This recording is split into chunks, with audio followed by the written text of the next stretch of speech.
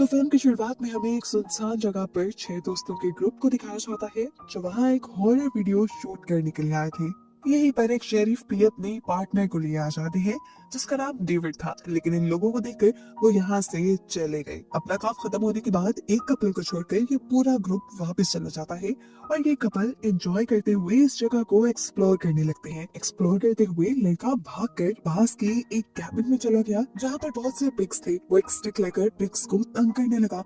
Pigs ने तंग होकर शोर मचा दिया और इतनी ही देर में यहाँ पर एक आदमी आ गया पिग्स की आवाज निकालते हुए। इससे पहले कि ये लोग पीछे मुड़कर उस आदमी पर ध्यान देते, वो आदमी अपने हाथ में पकड़े हुए बहुत बड़े से कटर को घुमाता है और इस लड़के का सर धड़ से अलग कर देता है। वो लड़की जो पास खड़ी थी वो डर से चिल्लाने लगी और अंदर की तरफ भाग गई, जबकि दूसरा आदमी अपना चाकू गोल गोल घुमाते हुए लड़की की तरफ बढ़ता रहा और आखिर फिर उसने लड़की का भी गला काट के उसे मार दिया। मालूम होता है कि ये आदमी जिसने अभी 2 मर्डर किए हैं, ये लेस्टर नामी एक बूढ़े इंसान का बेटा है जो पिग्स का ये स्लॉटर हाउस चलाता था।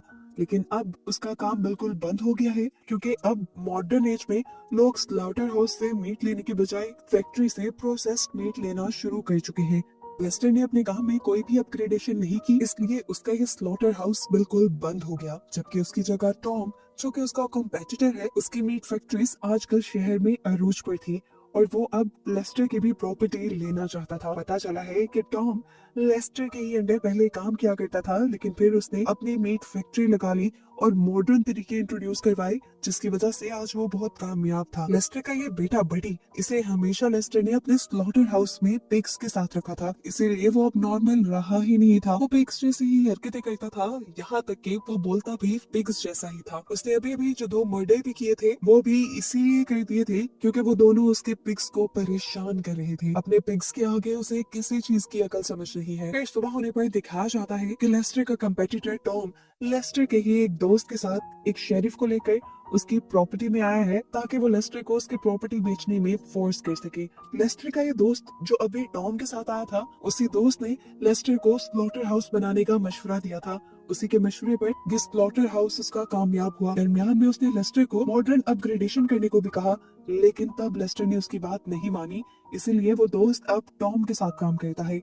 इस टाइम टॉम लेस्टर के लिए ऑफर लेकर आया था कि वो अपनी प्रॉपर्टी सिर्फ $55,000 में बेच दे, साथ ही वो उसके लिए काम करे जिससे लेस्टर को पैसे मिलते रहेंगे और रहने के लिए वो यही रह सकता था। लेकिन लेस्टर ने इस मर्तबा भी इस ऑफर को मना कर दिया। अब शरीफ ने उसे धमकी दी कि अभी बेचना चाहते हो तो बेच दो, वैसे भी तुमने काफी अरसे से इनकम टैक्स नहीं दिया, वरना अगले महीने वैसे ही तुम्हारी प्रॉपर्टी की ऑक्शन हो जाएगी। लेस्टर शरीफ की बातों पर भी ध्यान नहीं देता और अंदर चला जाता है। ऐसे शरीफ उसकी भी प्रॉपर्टी पर नोटिस लगा जाता है ऑक्शन का। इन सब के जाने के बाद वो अपने स्लॉटर हाउस के अंदर जाने की कोशिश करता है तो बडी यानी उसका बेटा उसे रोकता है। आज पहली मर्तबा बडी ऐसा कुछ कर रहा था। लेस्टर हैरान हुआ और जल्दी से अंदर गया और अंदर जाते ही उसके होश उड़ गए। बडी ने 2 इंसानों को कत्ल करके फांसी से लटकाया हुआ था। लेस्टर के देखकर चिल्लाता है और बडी को डांट देता है कि उसने ये सब क्या कर दिया। अपने आप को डांटता देखकर बडी को अपने डैड पे भी गुस्सा आता है, यहाँ तक कि वो अपने डैड को मारने के लिए अपना नाइफ भी उठा लेता है, लेकिन फिर कुछ सोचकर उन्हें नहीं मारता।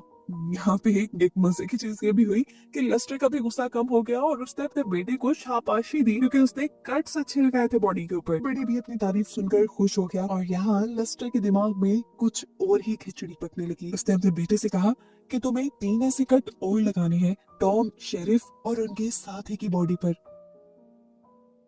अब लेस्टर यहाँ पर एक प्लान तैयार करने की कोशिश करता है और खुद भी तैयार हो जाता है, जिसके बाद उसने टॉम को कॉल किया और टॉम से कहा मैं तुम्हारी ऑफर लेने के लिए तैयार हूँ, तुम बस यहाँ मेरे स्लॉटर हाउस आ जाओ। जबकि दूसरी तरफ हमें उन चारों की ग्रुप को दिखाया गया जिन्हें हमने मूवी के स्टार्ट में देखा था। ये अभी भी अपनी हॉरर वीडियो की ही प्लानिंग कर रहे थे और अपनी इस हॉरर वीडियो के लिए ये लोग एक शॉप पर जाकर कुछ मास्क वगैरह भी लेते हैं और शूटिंग दोबारा कंटिन्यू करने के लिए स्लॉटर हाउस आने का डिसाइड करते हैं, जहाँ पर लेस्टर अपने बेटे के साथ मिलकर मर्डर करने की प्लानिंग कर रहा था। सीन कट होकर दूसरी तरफ हमें शेरिफ डेविड को दिखाया जाता है। उनको खबर मिली थी कि एक कपल 2 दिन से घर नहीं आए थे। ये दोनों वही थे जिनको आखिरी बार उसने स्लॉटर हाउस के पास देखा था, इसलिए वो भी छानबीन के लिए स्लॉटर हाउस की तरफ निकल जाता है। डेविड जब तक यहाँ पहुंचा तो उसने स्लॉटर हाउस के अंदर उन चारों के ग्रुप को देखा। वो चारों वहाँ पर अपनी वीडियो शूट कर रहे थे और इतनी आराम से इसलिए कर रहे थे क्योंकि उनके दोनों दोस्तों की लाशें पहले ही लेस्टर ने वहां से उठाकर छुपा दी थी। शूटिंग करने के बाद वो चारों यहाँ से चले जाते हैं और बडी उन्हें देख लेता है,